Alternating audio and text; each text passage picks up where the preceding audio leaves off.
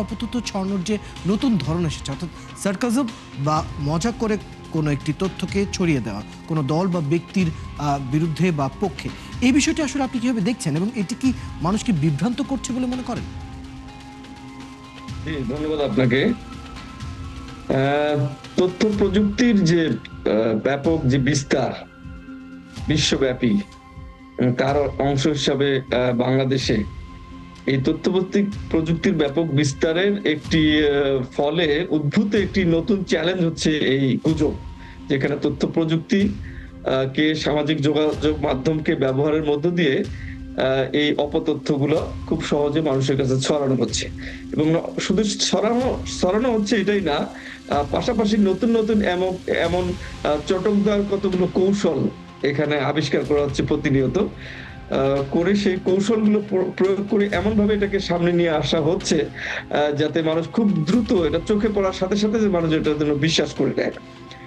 আর যে সমস্ত দেশে শিক্ষার হার কম, মানুষের মধ্যে সচেতনতা কম, সেই সমস্ত দেশে এই অপতথ্যগুলো ছড়ানোর ঝুঁকি ঠিক তত পরিমাণ বেশি।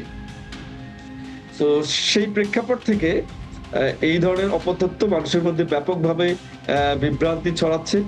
এবং আপনি স্ট্যাটিস্টিক্স যদি এগুলো কিছু, কিছু চোখে পড়ে আমাদের। স্ট্যাটিস্টিক্স গুলো দেখলে দেখি যে মোবাইল ব্রাউজিং করার সাথে, সাথে যখনই চোখে পড়ে একটা বিশাল সংখ্যার মানুষ এটার সাথে, সাথে এটা বিশ্বাস করে নেয়। এবং এটা যাচাই করার কোনো পদ্ধতি থাকে না। এবং এই বিষয়ে তাদের মধ্যে কোনো সচেতনতা নাই, কোনো প্রশিক্ষণ নাই।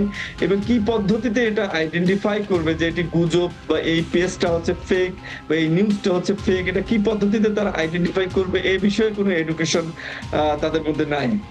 তো এই প্রেক্ষাপটে এটা ব্যাপকভাবে বিভ্রান্তি ছড়াচ্ছে আমাদের সোসাইটিতে। আর পাশাপাশি আপনি যেমনটি বললেন যে বিশেষজ্ঞরা মূলধারার গণমাধ্যমের উপর আস্থা অর্জনের জন্য একটা আহ্বান জানিয়েছে। সেটি সত্য।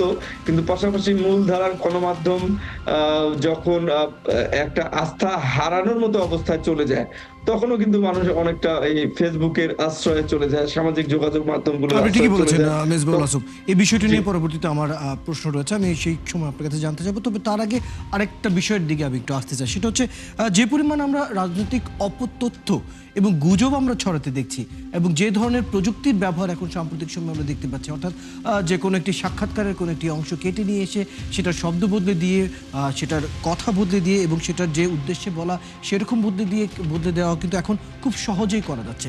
এই ধরনের অপতথ্য যখন ছড়ানো খুব সহজ হয়ে দাঁড়ায়, তখন একজন রাজনৈতিক বিশ্লেষক হিসেবে আপনি কি মনে করেন একজন সরকারের পক্ষে আসলে এই বিষয়গুলো সামাল দেওয়া কতটা সহজ বা কতটা চ্যালেঞ্জিং? জি, এই চ্যালেঞ্জটা যেহেতু নতুন, তো এই চ্যালেঞ্জটাকে কিভাবে আপনার প্রোটেক্ট করা যাবে, কিভাবে ফেস করা যাবে, সেই বিষয়ে আ পলিসি মেকানিজম এখন পর্যন্ত আমাদের দেশে প্রণীত হয়নি।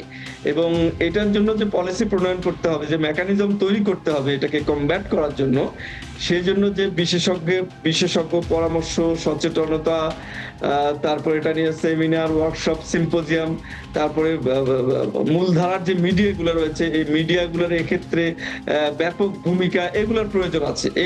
এগুলোর কম্বিনেশনের মধ্যে দিয়ে এমন একটা মেকানিজম তৈরি করতে হবে যাতে মানুষ সুস্পষ্টভাবে বুঝতে পারে যে কোনটা গুজব আর কোনটা হচ্ছে অথেন্টিক নিউজ। যেমন একটা কথা আমি বারবার বলে আসছি যে ঠিক আপনার ৭১ টিভি ঠিক যেভাবে এই গুজবের বিষয়টাকে সামনে নিয়ে এসে ঠিক যেভাবে সচেতনতা সৃষ্টির জন্য চেষ্টা করছে, এই ভূমিকাটা প্রত্যেকটা মিডিয়া হাউসকে পালন করতে হবে। যেমন দৈনিক পত্রিকাগুলো প্রতিদিন একটা কলাম পত্রিকার মধ্যে রাখতে পারে যে ওই দিন কি, কি ফেক নিউজ সামাজিক যোগাযোগ মাধ্যমে ভাইরাল হয়েছে। এটা যদি সাথে, সাথে তারা ওই কলামের মধ্যে প্রতিদিন লেখে, প্রত্যেকটা পত্রিকায় এরকম ২-৩ টা নিউজ, এটা অনেকটা কভার করা যায়। আর এর পাশাপাশি গভর্নমেন্টকে এটার জন্য মেকানিজম তৈরি করার জন্য, যে একটা পলিসি মেকিং করার জন্য যে ধরনের স্টাডি প্রয়োজন, সেইটা গভর্নমেন্টকে শুরু করতে হবে এবং একটা পলিসি মেকিং এর দিকে যেতে জনাব হবে। মেজবাহুল এটা আজম, পলিসি আপনি যখন মেকিং করার পলিসির জন্য কথা বলছেন, আপনি আসলে যে ধরনের পলিসি এখন এই মুহূর্তে আমাদের দরকার, সেই জায়গা থেকে একটু আপনার পরামর্শ চাই। আসলে কি ধরনের পলিসি আমাদের দরকার বা কোন ধরনের সূত্র আসলে আমরা অনুকরণ করতে পারি? কোনো কি দেশ রয়েছে উদাহরণ হিসেবে আমরা নিতে পারি, নাকি কোনো ধরনের কোনো একটি জায়গা থেকে আমরা সেই বুদ্ধিটা নিতে পারি? কি বলবেন? জি, এটা নিয়ে এক কথায় বলা যাবে না। তবে ব্যাপক ধরনের স্টাডি এবং বিশেষজ্ঞদের কাছ থেকে সেই পরামর্শগুলো আসতে হবে।